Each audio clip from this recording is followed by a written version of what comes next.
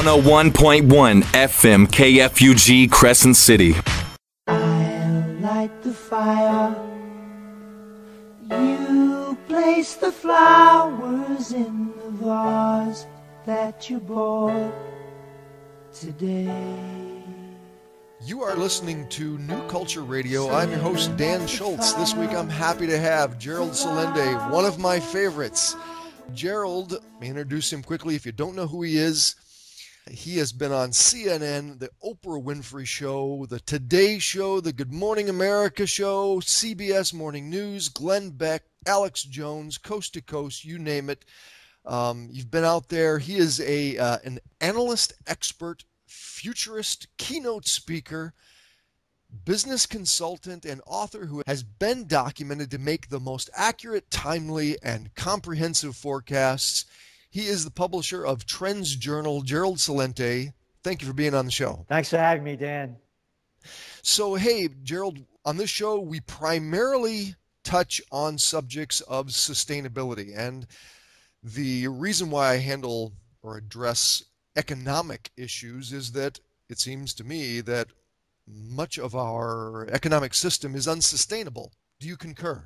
Well, the current system is, of course, because it's only built for the bigs and leaves everybody out. So when you look, for example, since they began quantitative easing and negative interest rate policy and zero interest rate policy before that, you know, it's only enriched the equity markets because it allowed mergers and acquisition activity, they're borrowing money for nothing, and stock buybacks. So you've had records in both of those areas.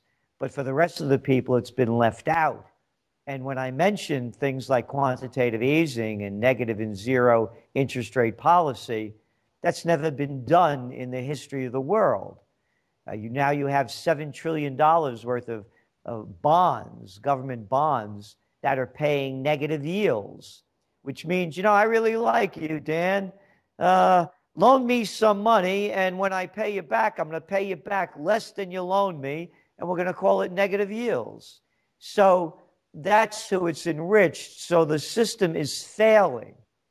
And when you talk about sustainability, one of our top trends for 2016 is self-sustaining economies. And you get that by dealing and doing business with 315 million of us, but we're too stupid to make our own shirts, our own shoes, our own slacks, our own jackets, our own computers. No, we have to offshore it, so the multinationals make a lot of dough. So you get self-sustainability back into it. We're all doing business with each other, and that's what grows your economy, not the way it is. So the way it is with globalization, multinationalization, and the deregulation of all the laws that were put in place, whether it was Robinson-Patman Act, Sherman Antitrust Act, Clayton Antitrust Act, that allowed we, the people, to be self-sustaining, they have to be put back into place. Yeah, I agree 100%. It's the peer-to-peer economy, isn't it? Yes. It's going local and knowing your neighbor. We put together a time bank here recently, and it's working together and going local and cutting them out, cutting the middleman, if the multinationals can be called the middleman, cutting them out of the scenario. Exactly. Yeah, we can't win the war. We can't win violence. We can't have a revolution where we have more guns than them, but we can take them out of the equation. Yes, if we had, again, a self-sustaining economy. Yeah. I want to touch on the negative interest rates. I told you I had 3 questions for you. And, you know, I've noticed these trends, and I've been generally just asking people around. Now, I know I live in my own little bubble, and it may be not a great survey, but my own informal survey of people is that these negative interest rates aren't even on people's radar.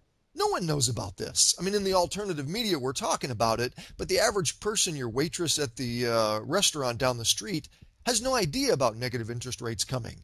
And now we've got, you know, Japan and 19 nations in the EU, and this is actually a big deal, isn't it?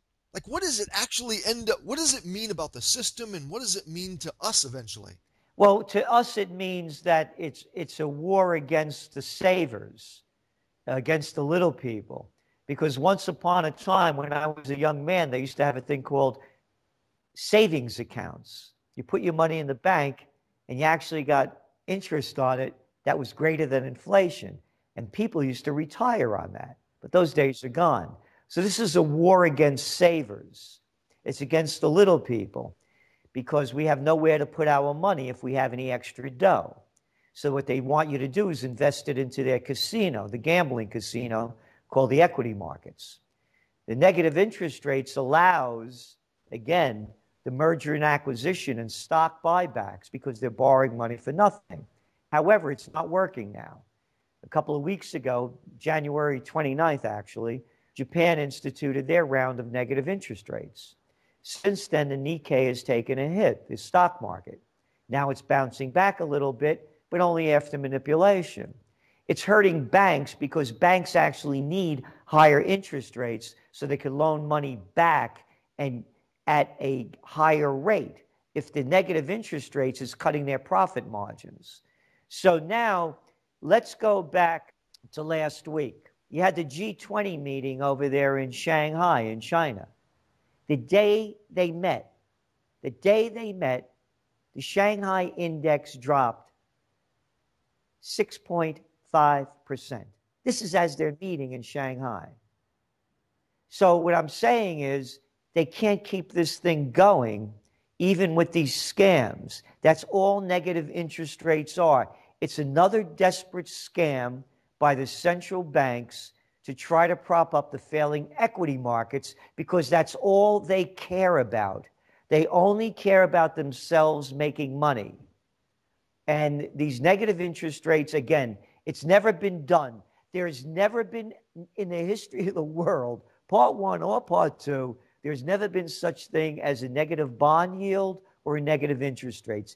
They're making this crap up. Period, paragraph, criminal banksters.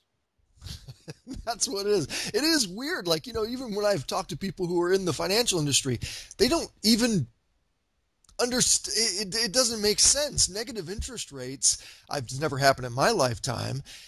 It's never happened Ever. Never, ever happened. Not only your lifetime, in the lifetime of recorded history. And then you have this absolute manipulation of the entire system from gold to stocks and buybacks, and it almost doesn't make sense. I mean, the rules of capitalism or economics almost don't apply, and I'm wondering even how long can they keep it afloat if it's actually a fake system? Again, they keep propping it up. I would have thought it would have collapsed in 2010. I had no idea they'd come out with zero interest rate policy or quantitative easing. So they make up new games.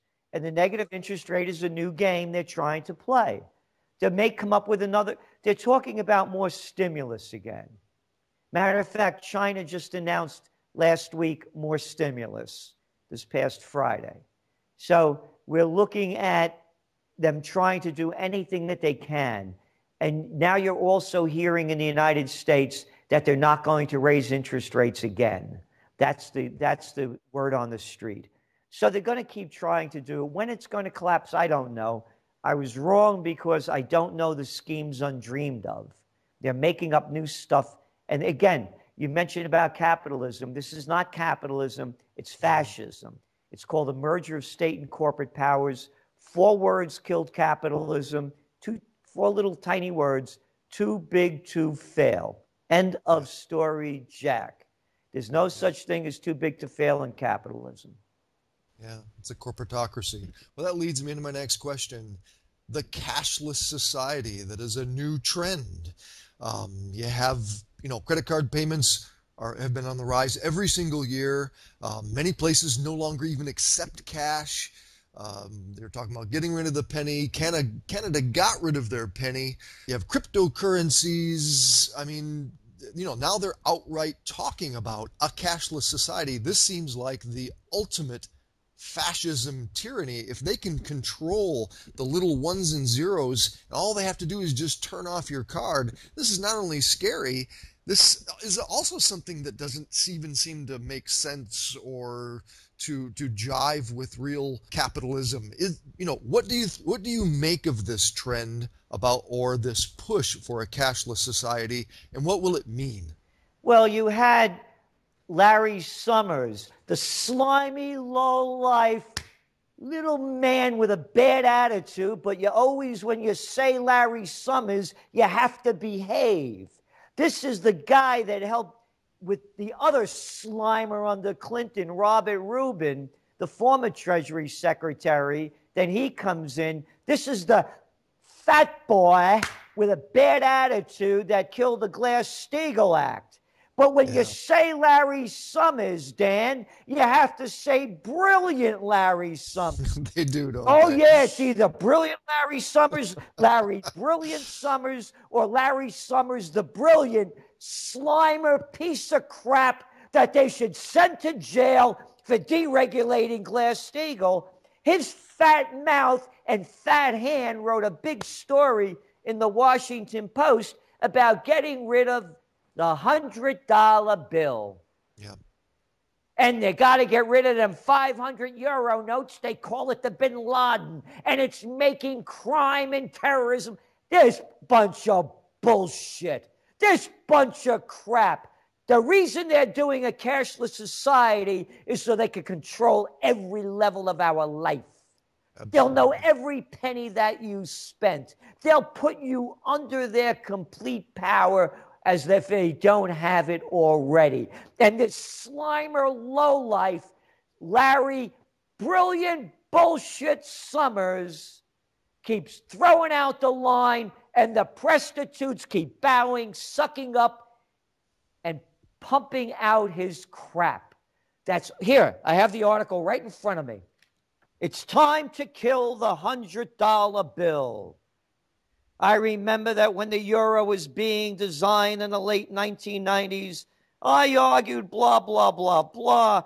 The fact that this guy Sands, he quotes, as this guy knows everything, points out in certain circles the 500 euro note is known as the Bin Laden, confirms the arguments against it with his bullshit, crap, nothing analysis.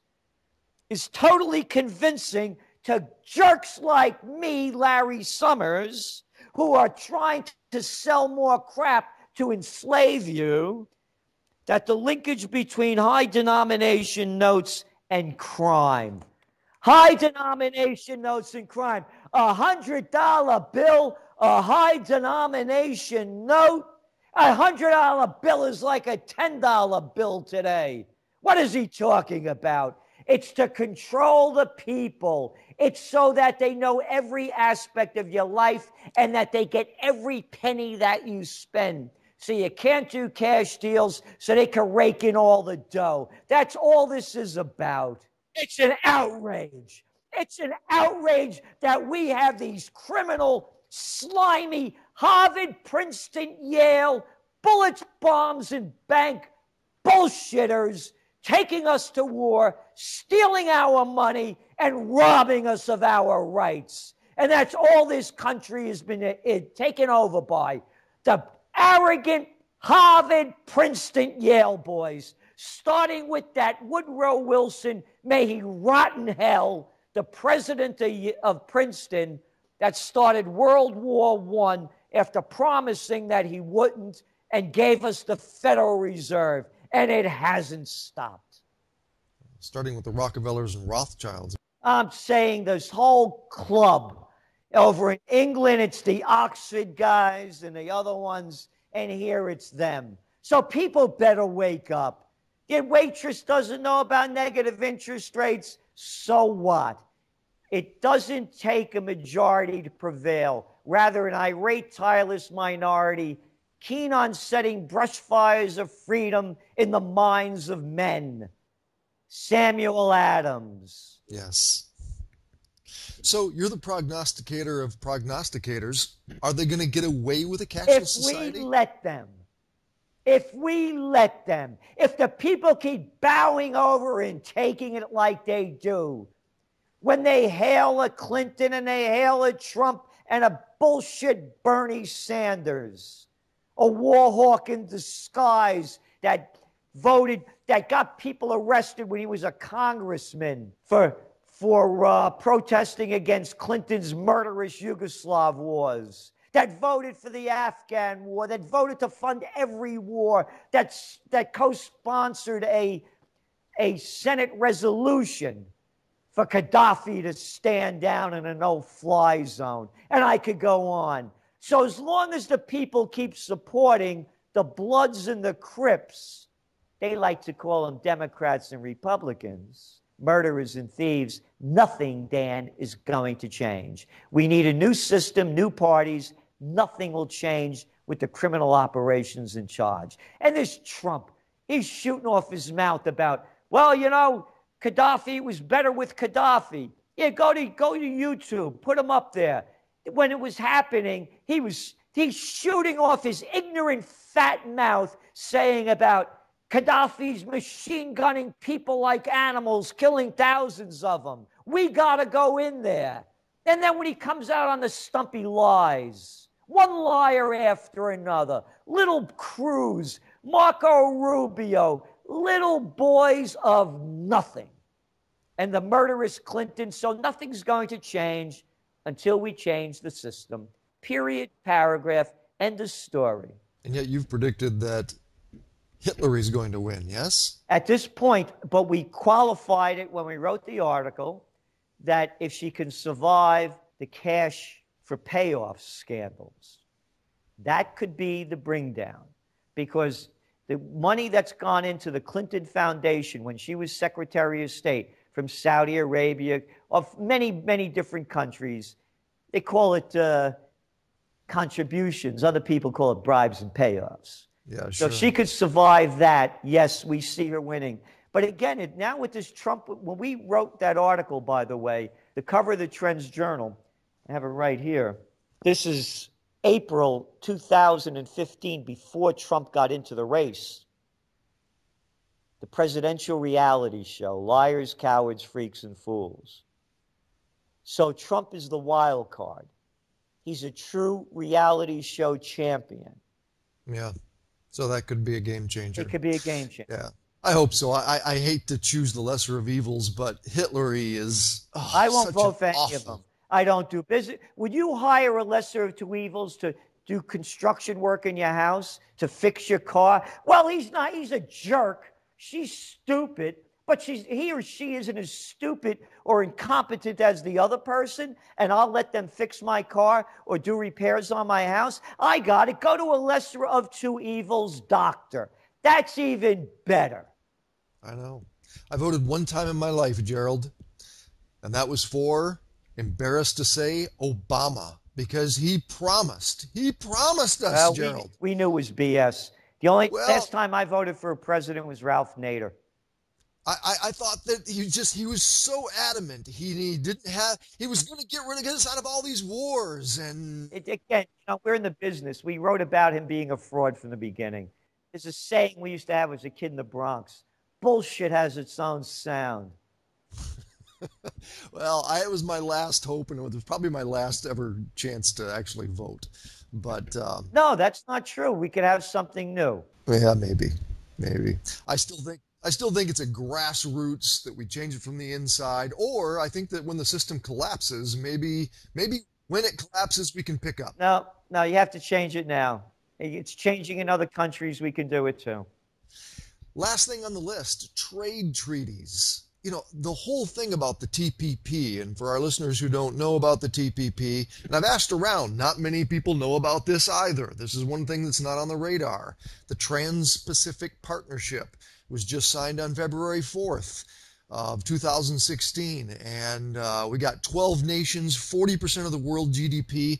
I mean, what's really unnerving about this is that, first of all, it was secret. Now, when in the hell did we ever we have a system where they could go do secret things that even, congressmen can't know about? But the fact that it's kept from I don't even like it that Nancy Pelosi said, you have to pass it to sign it. When did we enter an era where this craziness took place? But what does the TPP mean to you? And what does it mean to everyone who's going to be subject to it? Well, again, Obama had promised, as candidate Obama, that everything would be transparent. And of course, he turned out to be a transparent liar. You could see right through him. And So, and he also promised to revisit NAFTA when he was campaigning in the Rust Belt. Right. So what happened was that he reneged on virtually everything he promised. Yeah. Because another sociopath, like the rest of them, sociopaths and psychopaths. What this TTP does is it really robs us of our sovereign rights and gives multinationals rights over sovereign nations and states and cities and towns. So multinational law counts more than sovereign law. That's really the crux of it. The dirty trade deals, for the most part, have already been done in terms of robbing us of our jobs and our futures. But what's really hurting us on this end is that we lose our sovereign rights. Yeah, it undermines, the sovereignty of the United States. I mean, it's Orwellian, isn't it? Again, it's fascism. I just told you, it's the merger of state and corporate powers. Yeah, it's a corporatocracy. That's right. Fascism. Because you have fascism in the police state, in our surveillance society, now a cashless society. It's fascism. Fascism has a militaristic element to it. And that's what we're looking at. We're looking at the militarization of our local police forces. We're looking at the militarization, the killing of the Posse Comitatus Act that prohibited the military from doing military duties on the homeland. That was repealed by Obama back in, I believe it was 2011, New Year's Eve. So no, it's fascism. It's different than corporatism. Whatever it is, it's kind of ugly. Well, again, don't lose sight of it, because it also takes you to global wars. So fascism is a whole different trip. It's the dominant war machine as well, doing more. You're going to start seeing, go back to, I mentioned that slimy, lowlife Woodrow Wilson. He promised he wouldn't go to war before the election. FDR promised he wouldn't go to war before he was elected the second time. Johnson promised he'd get us out of the Vietnam War. Tricky Dick Nixon, I got a plan to get us out of Vietnam. After they get elected, you go to war. That's why I'm saying fascism now, because after this election cycle ends, watch for more war. And last question, you can finish up with this, Gerald. In the Middle East, is it going to turn into, with Syria and Russia involved, and now we had talking about land invasion of Saudi Arabia and Turkey into Syria? How's this going to turn out? Yeah, who knows? It's a hellhole. Brought to you by Obama, Hillary Clinton, and Susan Rice, Samantha Powers, the Republicans and the Democrats. Gaddafi has to go. Assad has to go. Hussein has to go. They destroyed the entire area, and it's total chaos. Saudis are slaughtering Yemenis every day. We're selling them cluster bombs and other munitions to slaughter them, and we're part of that. So the entire Middle East is breaking down as oil prices have gone way down. You need to have a country like Saudi Arabia needs $100 a barrel of oil to break even. And now we're talking about, what, around $35 a barrel?